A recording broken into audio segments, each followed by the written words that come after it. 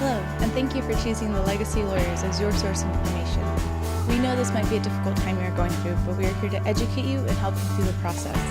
Please stay tuned for our question and answer portion. Good morning, Aaron. Good morning, David. Ready for the week ahead? I am. Good to hear. So, last week and this week we're talking about trusts and trust disputes and everything that goes along with them. Mm-hmm.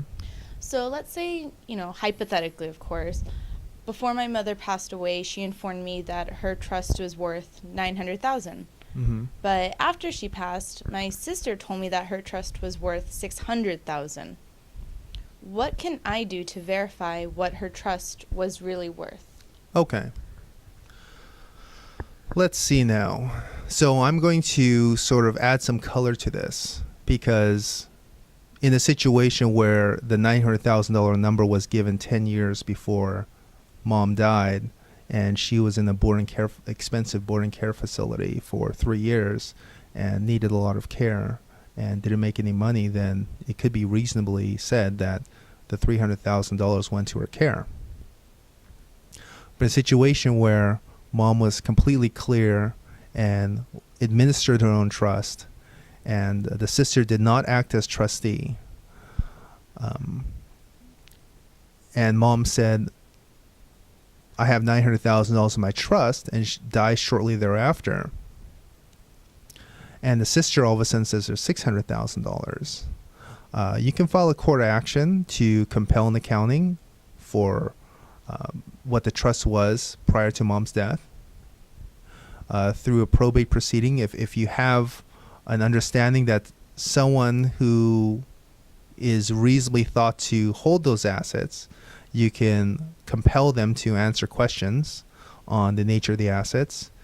You can also file an action to recover assets. Let's just say you knew Mom had this joint account for convenience, and you believe that this account somehow ended up with $300,000 in it, which the joint account holder then took. You can file an action to recover those assets. If you knew that someone was a power of attorney, you compel them to account for any actions they took as power of attorney during Mom's lifetime. So it really depends on who were the cast of characters and how they acted, and in what capacity they acted during Mom's lifetime, and also other circumstances like what would be a known factor that would have consumed those assets, or if they're in absence of those factors and you have a reasonable belief that there should be at least $899,000 in there, you can file court actions and demand accountings and compel accountings to find out.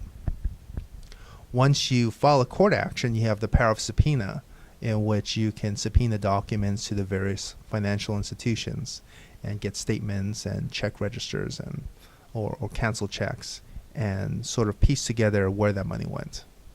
Okay, thank you very much. You're welcome. And if you guys have any additional questions, feel free to email us at smm@thelegacylawyers.com. Have a great day. Thanks.